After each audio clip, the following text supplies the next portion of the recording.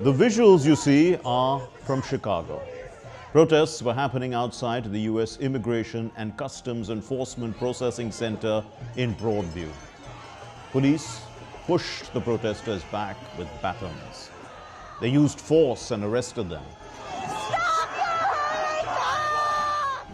This is wrong. I'm here because there's torture in that facility. It's a concentration camp, and because my conscience calls me to do it.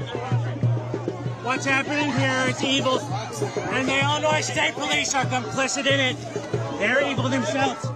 On November 14, about 300 people gathered at around 9:30 a.m., singing and praying.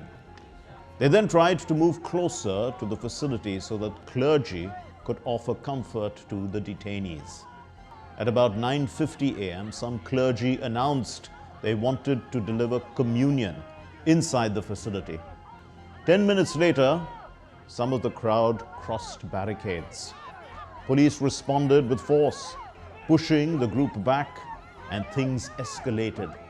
By midday, 21 people were arrested. 4 officers were reported injured in the clashes. The protesters say this is about far more than a policy fight. But why is all this happening? The Broadview facility of the U.S. Immigration and Customs Enforcement, or ICE, has become a flashpoint. Located just outside Chicago in suburban Illinois, it is one of the processing hubs where immigrants without legal status are held or processed. Protesters say conditions inside are harsh, and they say they are there to bear witness, to stand with the detained. Now look at the policy side. This high-voltage enforcement is being driven by the administration of President Donald Trump. In September 2025, the so-called operation called Operation Midway Blitz was launched in the Chicago area. It was aimed at cracking down on undocumented immigrants, especially those the government claimed had criminal records. You will understand by this data. Between September 8 and September 19, ICE reported nearly 550 arrests in the Chicago area as part of this operation. According to local records, of over 600 people detained by ICE in the Chicago area between June and mid-October, only 16 had documented criminal histories. That's only about 2.6%. Many in the community say they feel fear and uncertainty. This is not just among undocumented immigrants, but their neighbors and entire neighborhoods. On the policy enforcement side, the Trump administration has emphasized strong action. The Midway Blitz is part of a larger push by the Department of Homeland Security to target sanctuary jurisdictions.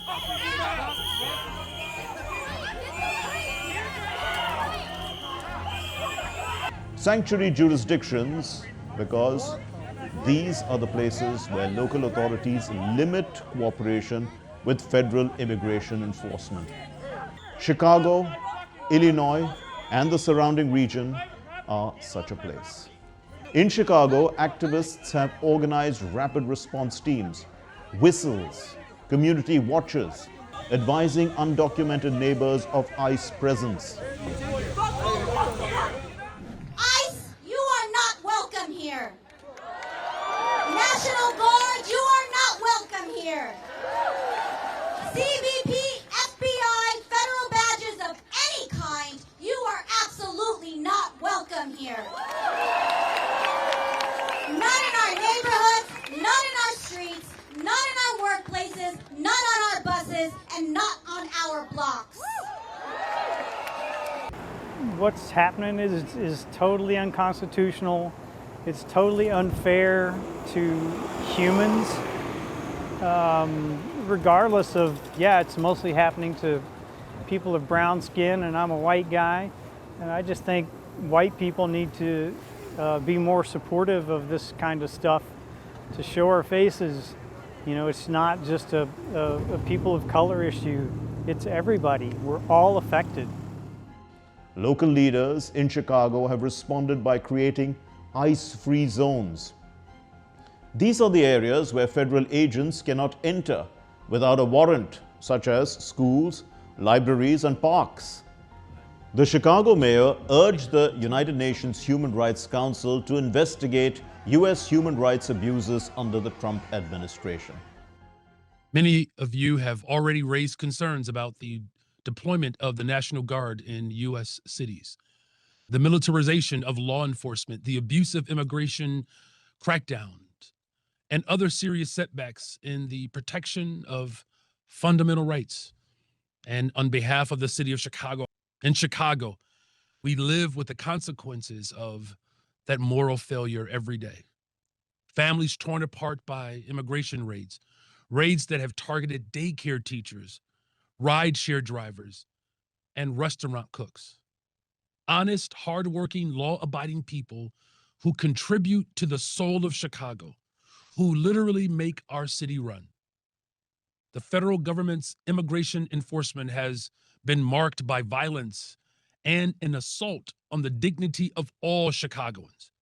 Federal agents drag parents out of their vehicles in the pickup line for elementary schools. They throw neighbors supporting their neighbors to the ground and assault them. Right before Halloween, federal agents deployed tear gas on a children's neighborhood parade. And then there's the legal backdrop. A federal judge, Jeffrey Cummings, recently found that ICE violated a 2020 legal agreement that restricted warrantless arrests, especially when agents used traffic stops as a pretext. In one key ruling, the judge ordered the release of 13 detainees by a certain deadline and opened the way for perhaps hundreds more being released on bond. And in early November, another federal judge, Sarah Ellis, sharply criticized the use of force by immigration agents in Chicago. So, the protest outside the Broadview facility shows how Trump's immigration policy and enforcement tactics collide with local resistance. We're going to save this democracy, and when we save this democracy, we're going to make it a hell of a lot better than what we had before.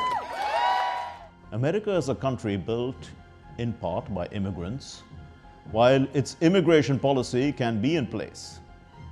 But enforcing it in an inhuman way or treating immigrants like animals is something many find problematic. And Chicago is fighting against that only. That's all we have in this edition of Connecting the Dots. We will see you in the next episode with more raging issues. Until then, it's goodbye from all of us in the Delhi newsroom. This is Mark Lynn signing off. Take care and stay safe.